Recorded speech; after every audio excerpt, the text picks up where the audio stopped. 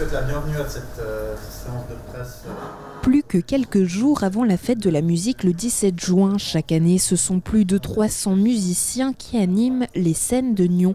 L'association de la manifestation musicale gratuite lève le voile sur les nouveautés de cette édition. Cette année, donc, il y a 9 lieux qui seront répartis dans toute la ville. Et puis la grande nouveauté, c'est ce projet de création qui aura lieu à la place des Marronniers, et avec un projet musical et aussi scénographique inédit pour cette année. La pièce maîtresse, c'est la scène qui sera construit ici.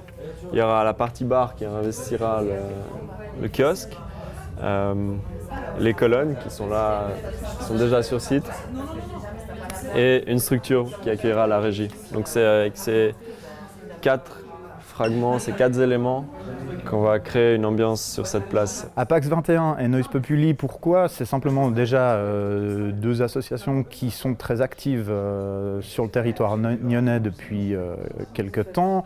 On a déjà eu l'occasion de travailler avec Noise Populi, ça s'était extrêmement bien passé. Et puis on va essayer, grâce à leur projet, de donner vie au lieu de l'esplanade des Marronniers. Chose relativement inédite parce que la fête de la musique n'a jamais investi ce lieu et c'est vraiment un lieu magnifique. Merci. Apax m'a contacté pour la réalisation de ce projet qui était vraiment une opportunité unique et en même temps je faisais un travail de diplôme sur une architecture qui intégrait toutes ces questions de monumentalité, d'éclairage et tout ça.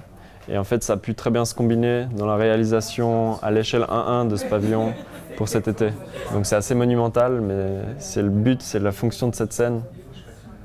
C'est d'avoir un impact et de chambouler ce lieu qui est très calme. La fête de la musique doit se réinventer un petit peu chaque année, apporter des nouvelles choses. C'est vrai que de ce côté-là, c'était